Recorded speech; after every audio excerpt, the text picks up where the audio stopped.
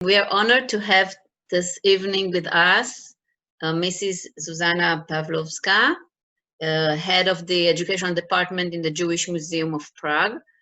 And we will hear about the history of this institution, special institution, that we have a very interesting relation with.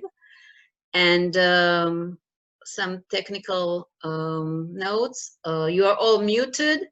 At the end of the lecture, you will be able to ask questions. You have the chat at the bottom of the screen, so you can use it in order to write questions that you have.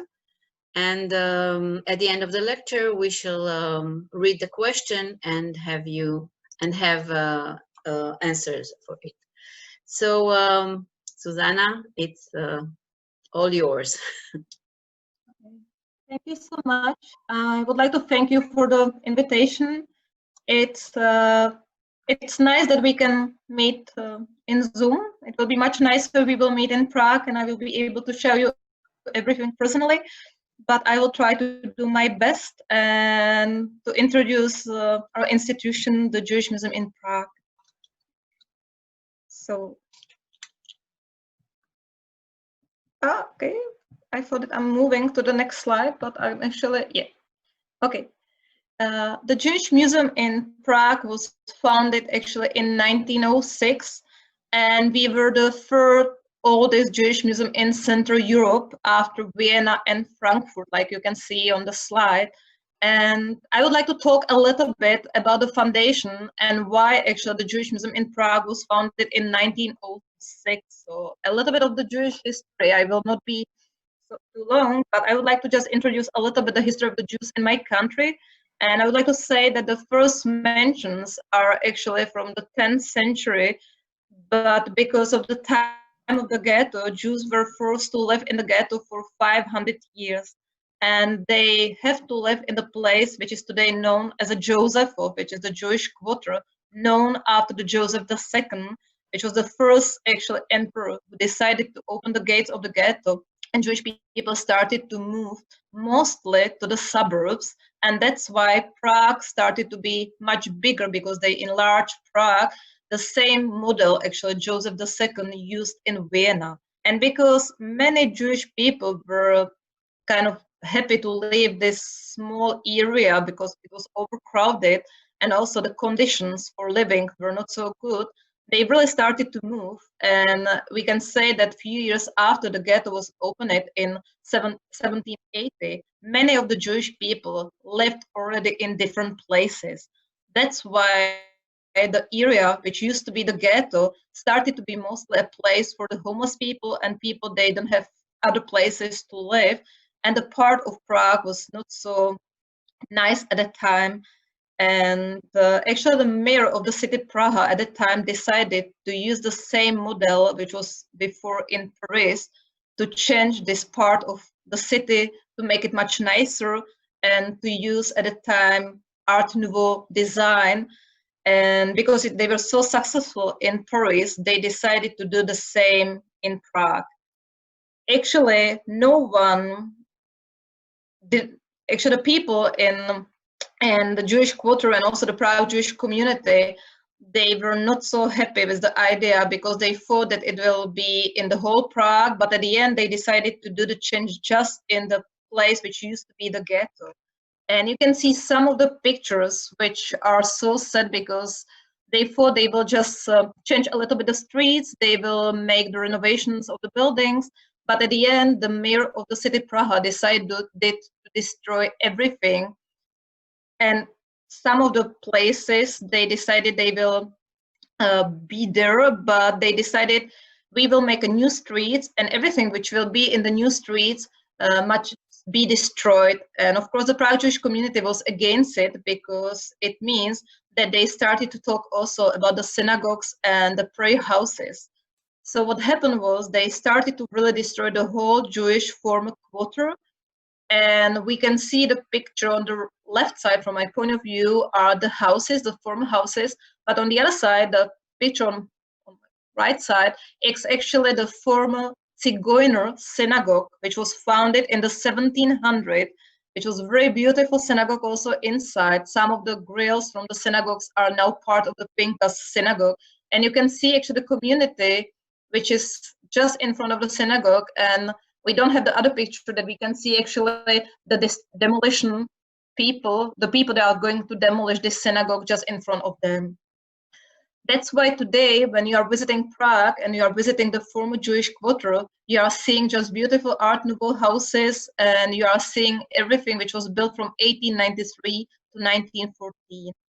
At the time, the Prague Jewish community was able to save just the 6 synagogues and the Jewish cemetery, but the other 3 synagogues and about 27 prayer houses be lost.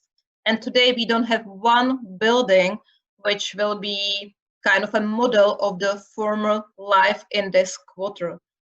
What we have is this paper model of Mr. Langweil, which shows us a little bit of the Jewish quarter in the former time.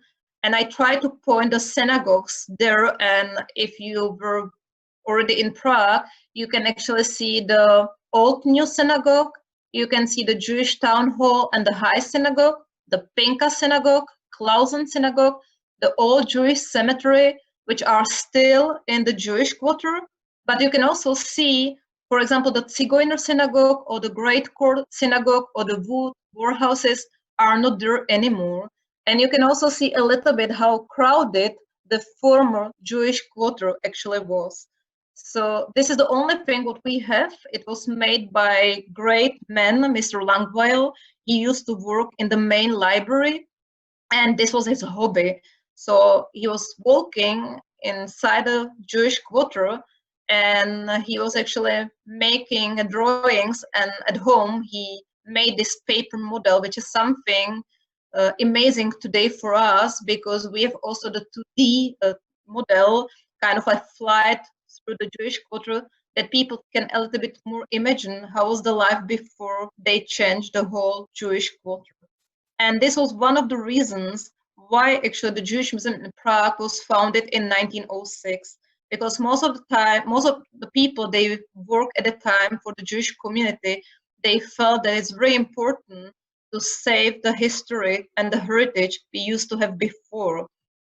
That's why the Association for the Founding and the Maintaining of the Jewish Museum in Prague had the main aim to collect, preserve, and exhibit the ritual and household items, archive materials, manuscripts, and also old printed books on Jewish history from Prague and Czech lands. The important thing was actually the focus on the regions, and also the first guided book was published in 1926.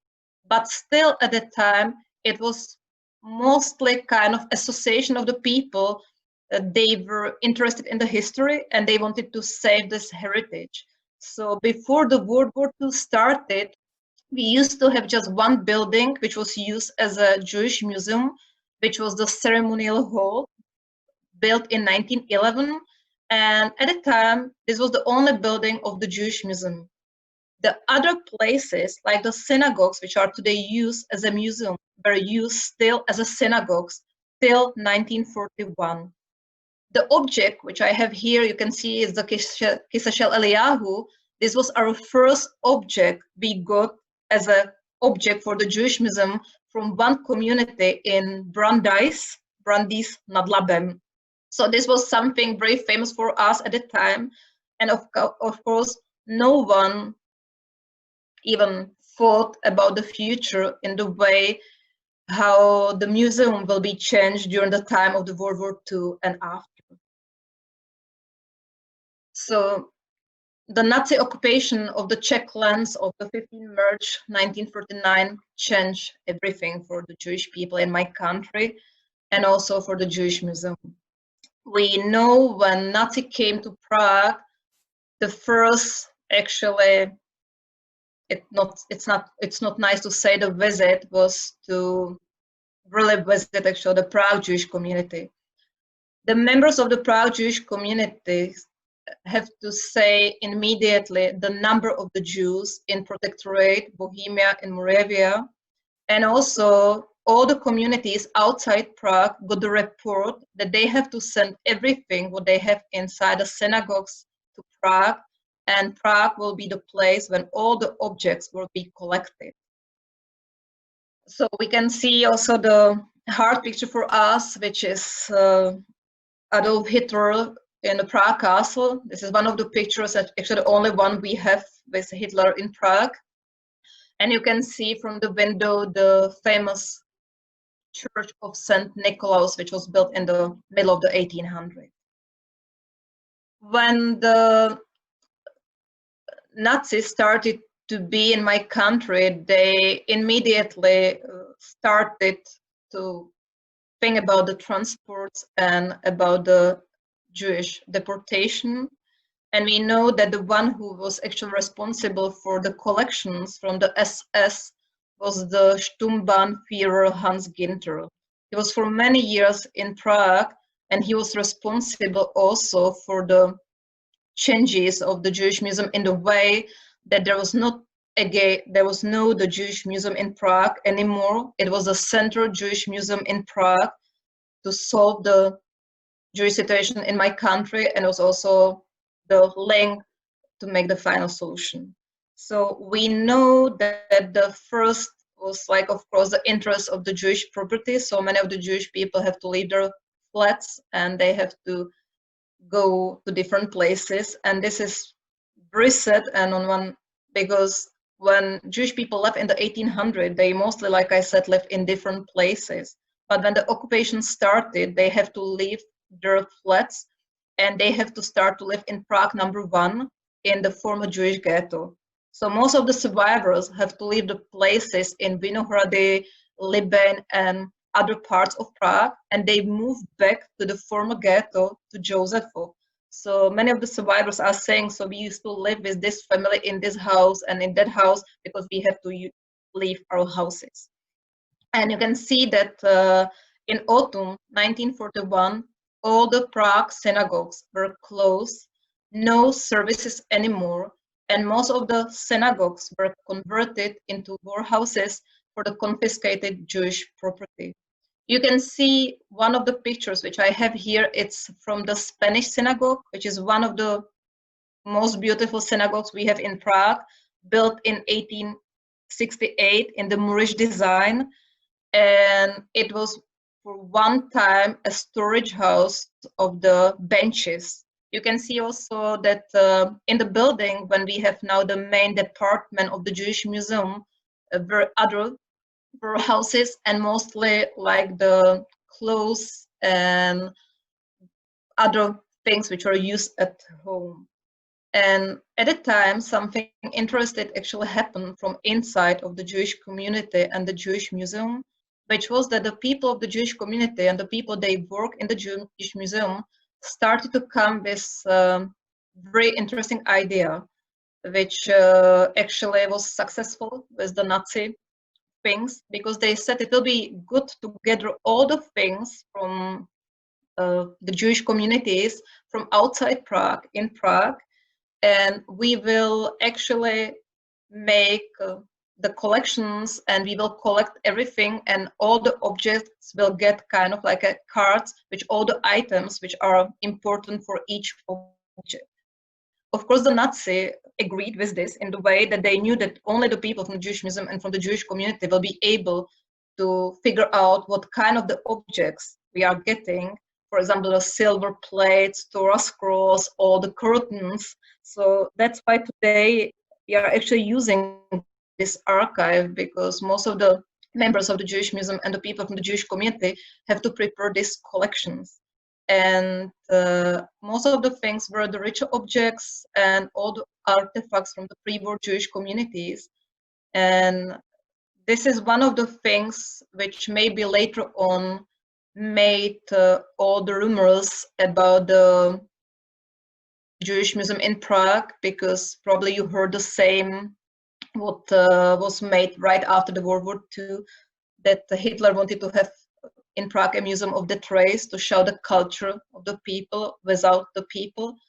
But because I'm working in the Jewish Museum and I'm working also for the objects in the archive part, we don't have any, or we don't have any letter to prove this kind of idea, which was made probably after the World War II. But on the other hand, we got so many objects during the World War II. That's why today we have thousands of the Torah scrolls, shields, the Torah pointers, curtains, manuscripts, because everything which was sent to Prague from 1941 to 1944 actually stayed in Prague. If we are talking about the items and the things and artifacts from the communities from outside Prague. So if we had something in the numbers of 10, 15 before the World War II, now we have thousands of the objects, but of course we lost more than actually 80,000 people, and from the 153 Jewish communities, we have now, and this was the same number right after the World War II, just 10. So you can actually compare how large was the community and the Jewish life before the World War II and today. But back to the time of the World War II, what is also very unusual was that during the time when Nazis were occupying my country, they have to, some of the people, they work in the Jewish Museum, they have to work with all the objects they got, but on the other hand, they have to also prepare a private wartime exhibitions for the SS commanders. So if someone from the SS came to Prague and was interested to see what was in the Jewish Museum, they could visit a special new exhibitions in the Jewish Museum. And you can see some of the buildings. So the Klaus synagogue, which was used like the other synagogues as a synagogue till 1941, was changed as a place to see the Jewish traditions and life cycle. The High synagogue was a book museum. The Pinka synagogue, Spanish and Jerusalem, they mostly were used as warehouses. The ceremony hall was a place to show the history of the Burial Society and the Prague Ghetto Museum. And the most important, and actually the most important for them at the time, was to show somehow the life of the Jews before the war started. And they decided to use the oldest synagogue still in use in Europe, which is the the Altneu Shul. And in the Altneu Shul, they made actually the history of the synagogue. And in the Bima, close to the Shulchan, there's a figure of the Jewish man with talis, tefillin, and in front of him was the Torah scroll to pretend actually that he's reading from the Torah scroll.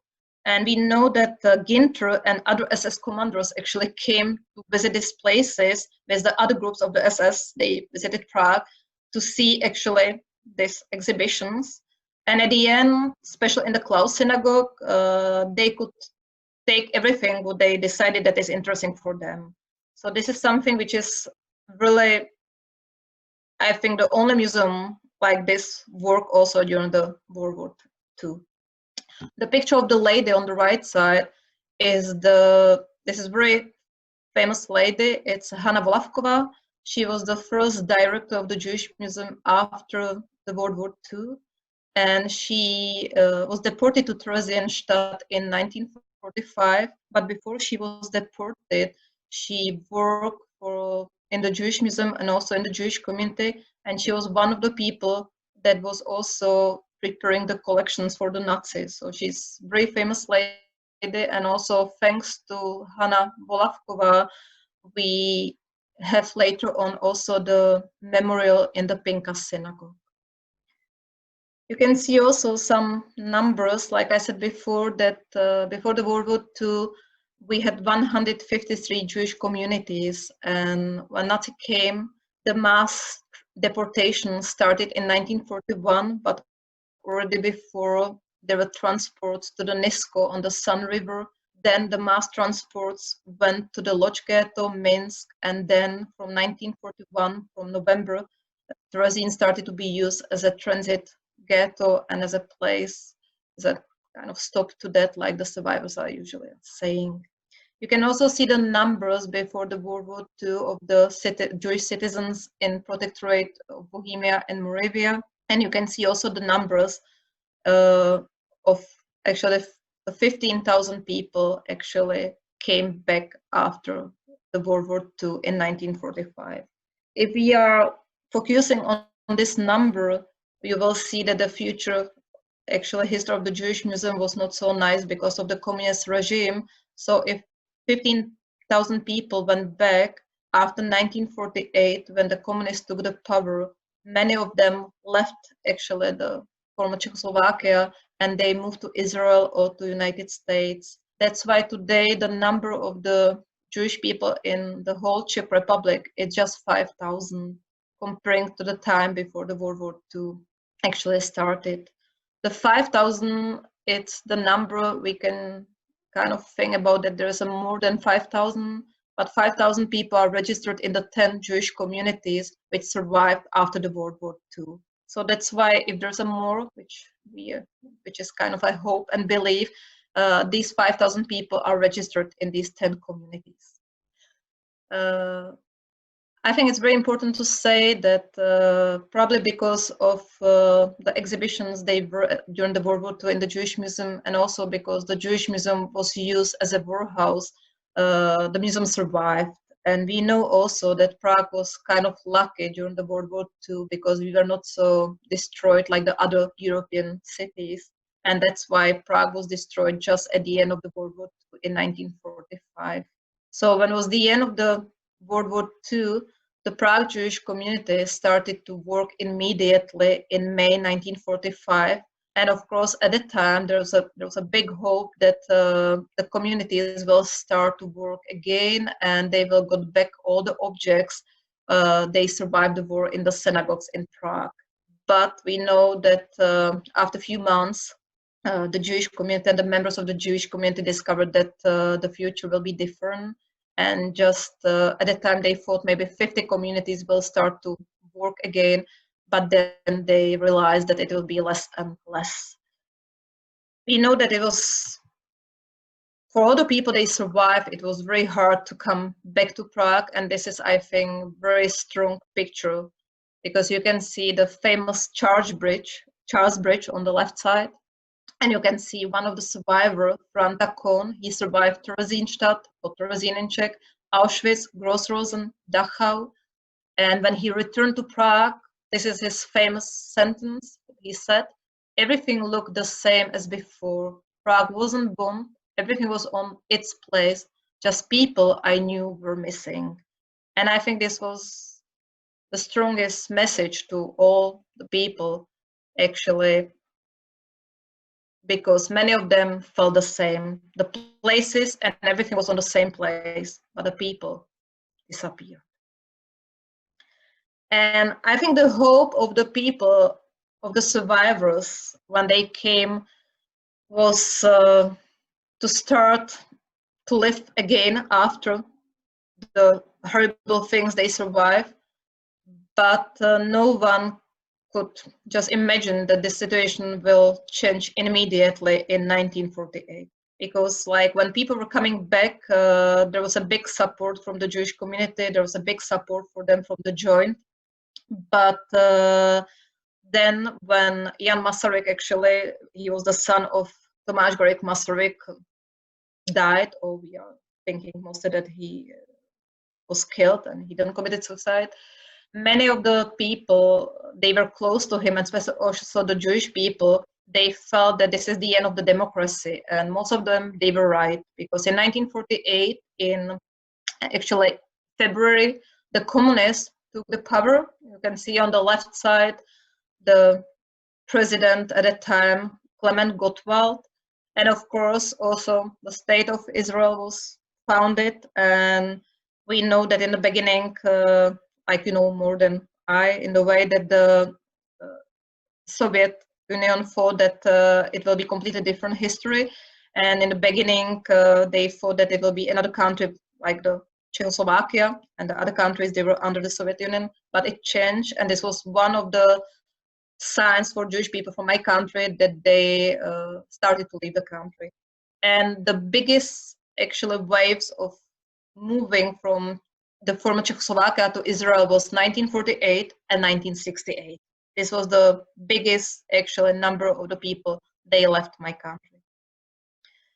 The Jewish Museum started to be also in the hard situation because from 1945 to 1948, we were again back the private institution. But of course, after the revolution in 1948 and after the communists took the power, the Jewish Museum started to be the state Jewish Museum. We were the state Jewish Museum from 1950 till 1994. So the situation for the people they worked in the Jewish Museum started to be very complicated, and everything was actually controlled by the state. And like it's written here, in May 1945, the Jewish Museum renewed its activities under the Czechoslovak Councils of the Jewish Communities, and the museum's collections had become more than 100 times larger as a result of the shipments of materials from the 154 pre-war Jewish communities. So this was actually a completely different number. You can also see some of the examples we got from different communities. So it's a beautiful shield and also the special ring, which is very famous for us, Hanukkah menorah, and also the bag for the Hebra Kadisha. So the people they work in the Jewish Museum started to actually work with the things we got during the World War II, and they started to see how big are now the collections. And I already spoke about the actually Hanna Volavkova, and you can see also the interior of the Pinka synagogue, and we know that actually she was one of the people that was responsible later on for the first memorial of the Shoah in Prague. It was a very hard time because it was between 1950 to 1954 they decided to actually restore the Pinkas synagogue, which was completely destroyed during the World War II inside because it was used as a poorhouse. And Hanna Volavkova, Otto Muneles, and others who survived felt such a big responsibility for the people they didn't survive. And at that time, they didn't have any Terezin memorial books like we have today, any databases like we have today. The only thing they got were the transport lists, which were left by the Nazis in Prague. So they started to collect all the names of the Jewish victims, and they decided to use the Pinka synagogue as a memorial of Shoah. At that time, Hanna Volavkova asked two main artists in Prague, which was Jiří Jon and Václav Boštík, if they can kind of think about the memorial. And I know that's hard maybe to see, but if you were in Prague, you know that it's very powerful memorial because you are seeing 153 Jewish communities according to the alphabet system. And you can see, and you can maybe recognize a little bit on the screen, 3 colors. The yellow color, it's always the name of the community of the city, where was the Jewish community. The red surname, in the red color is the surname and the beginning of the first name, and dates are in black.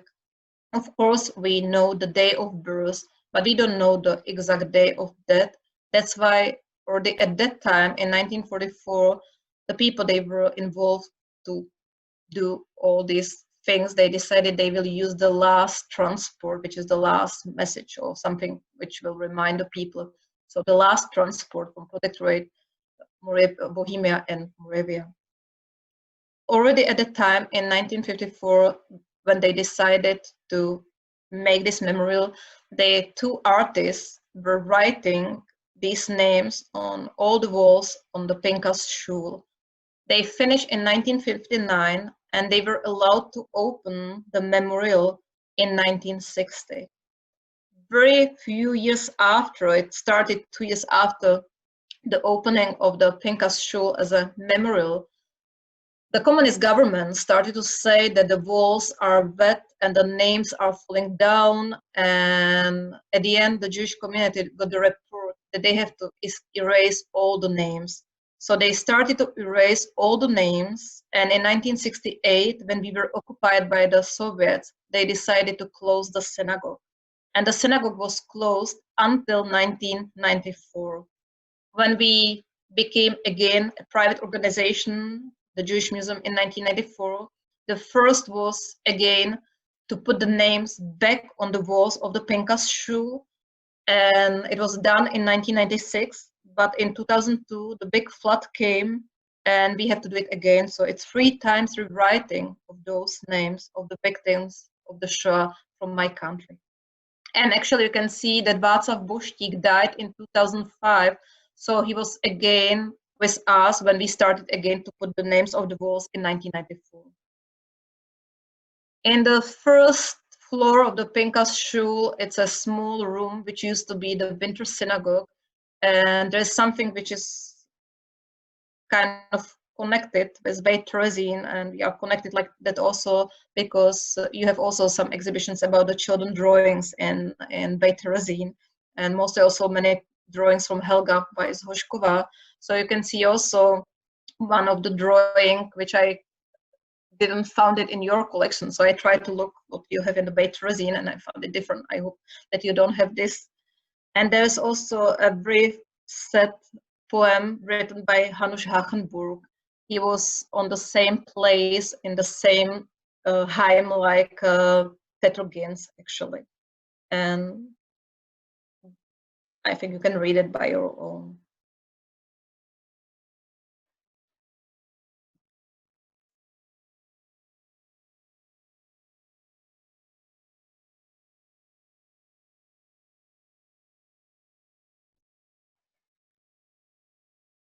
It's hard to believe that during the time when the names were putting on the walls and the Jewish community was preparing and the Jewish Museum was preparing this memory of the Shoah, there was 2 years before the big anti-Semitic trial with Mr. Slansky and other members of the Communist Party, when actually we know that many of the Jewish people in my country were kind of enthusiastic about the Communist Party before the World War II, and also after the World War II, many of them started to join the communist country again because they thought that they will fight against the things that were happening in the World War II.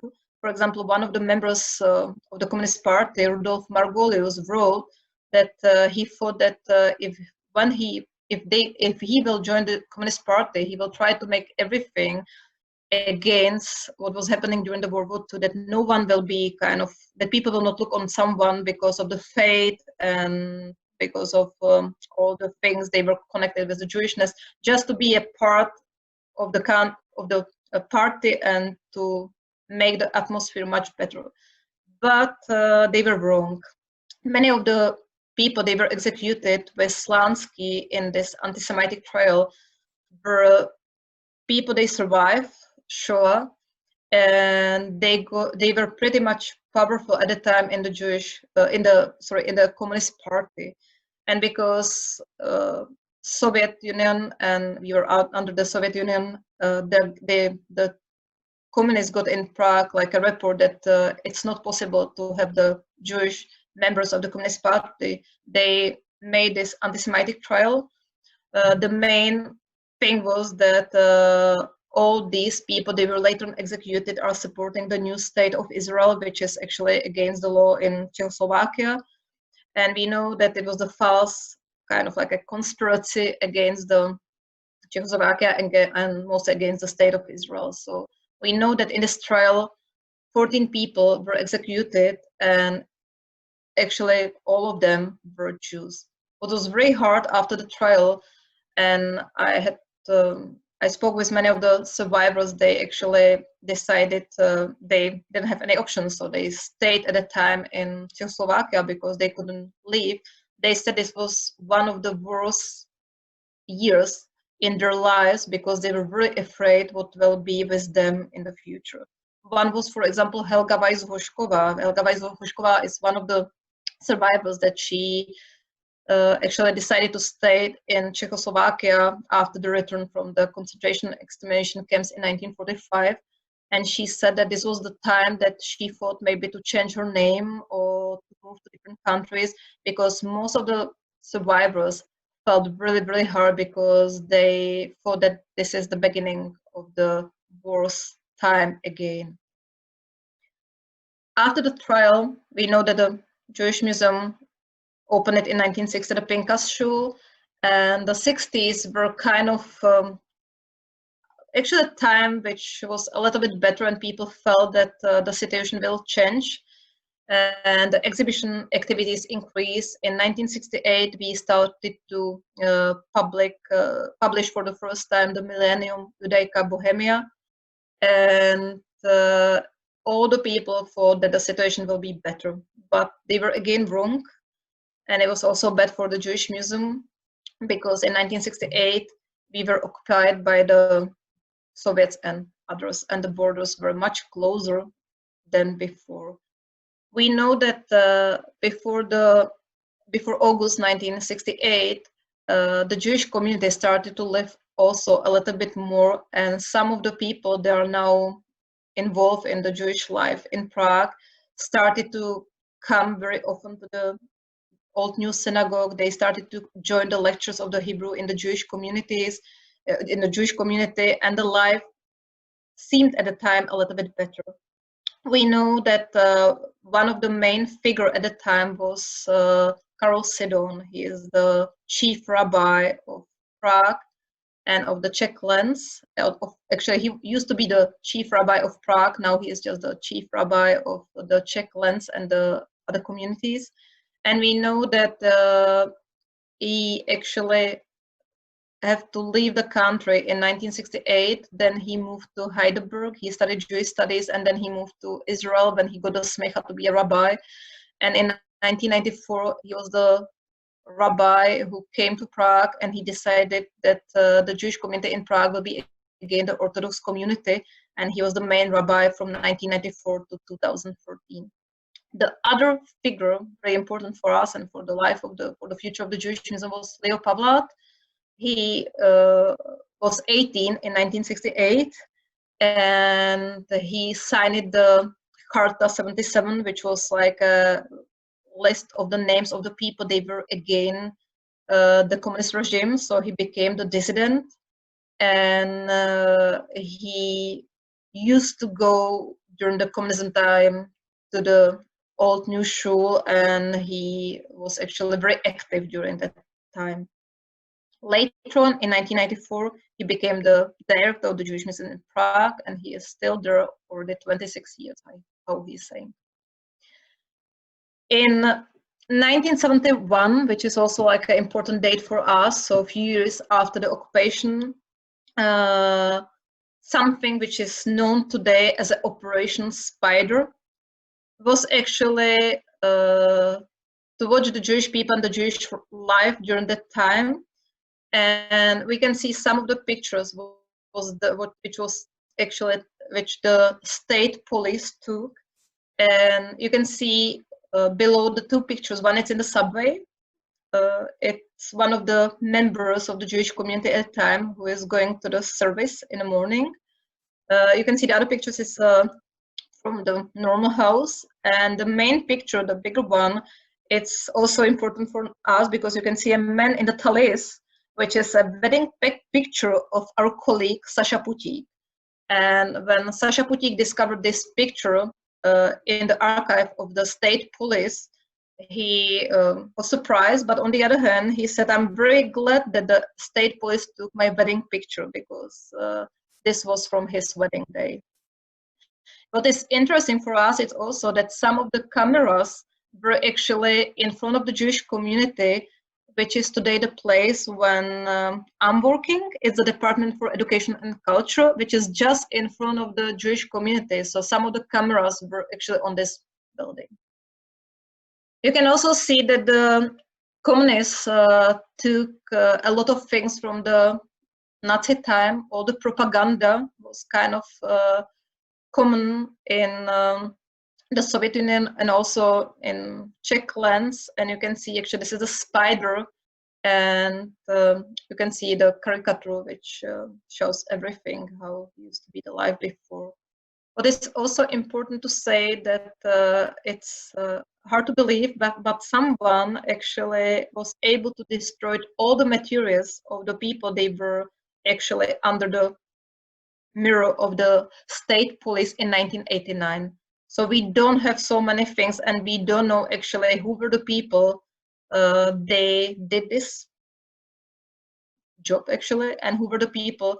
They actually were under the mirror of the communist regime, because someone really destroyed it just in November 1989, when was the Velvet Revolution.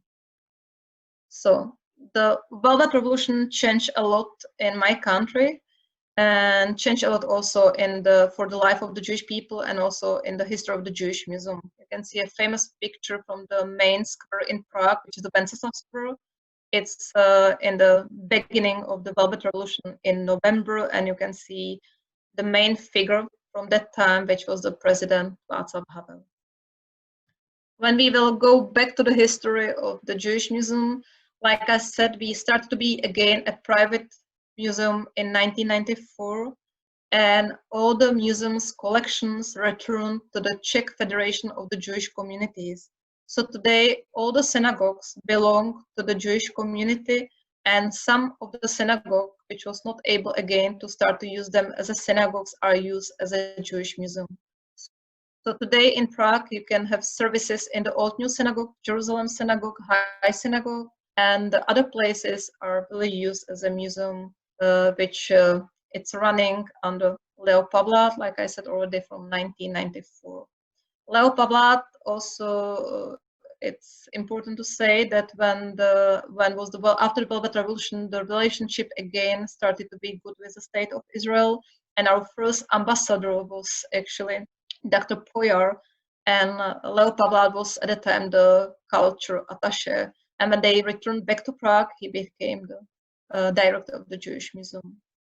And it's my pleasure also to introduce the department I'm running, because this is also something that is connected with the Béitre, because we are mostly focusing on the education. So our department was founded in 1996, which was actually 100 years after the Jewish Museum in Prague, actually 90 years after the Jewish Museum in Prague was founded. And we are mostly focusing on the education, and we are doing also all kinds of the culture events. And we used to have also a chance to introduce the survivors to the student groups, but now it's actually less and less. And on the right side, you can see a lady with the blue pullover, which was amazing lady. It was actually Dr. Dagmar Líblová, and she was one of the main persons which started the idea to gather all the survivors from the former Czechoslovakia. So she was the head of the Terezín initiative in Prague, and she passed away 2 years ago, but still the Terezín initiative, it's here with us, and there's also the members now are also the second and the fourth generation. And because we are in the 21st century, we are trying to renovating the exhibitions inside the synagogues. It's a little bit hard for us to do it, because we have to always think about the place before the World War II started, because it's a little bit unusual to have the museum inside the former synagogues. But on the other hand, we have to kind of be modern in one hand for the visitors. So 3 years ago, we decided to change some of the exhibitions in the synagogues to make them much more interactive. And the first synagogue, which was a little bit changed, was the Meisel synagogue from the 1592. You can see the face of the synagogue from outside, which is the neo-Gothic, which also it's connected with the reconstruction of the Jewish Ghetto in 1906. And you can see a little bit of the interior, and in the place where it used to be the Ezrat Nashim, you can see some of other objects we got during the World War II, which are the huge Chanukia menorah, because this part of the exhibition, this part of the synagogue is closed for the public, but we are trying to use this place also as a storage house. The other renovation moved to the Pinkas synagogue. There's a nice view on the Pinkas synagogue, and behind the Pinkas synagogue, you can see the most famous Jewish cemetery in Prague, which it's from the middle of the 1500s, and the last funeral was there in 1787. And we still have about 12,000 tombstones above the, which we can still see, which are visible. But it's interesting history about this place. When Jewish people were forced to live in a ghetto, they couldn't enlarge the cemetery. So and no one expected that they will have to stay there for 500 years. So they started to bury people in the layers. So sometimes there's up to 10 layers, and we are thinking there's about 100,000 people buried, but just 12,000 tombstones are still visible. But also the main historical informations are actually coming from these tombstones. And we can see in front the Pinkas Shul, and the building which is a little bit shorter than the Pinkas Shul from on the right side, it's also they use as a mikveh. So there's the historical mikveh, which was discovered in 1968, and there's also the new mikveh, because like I said, the Prague Jewish community, it's a Orthodox community.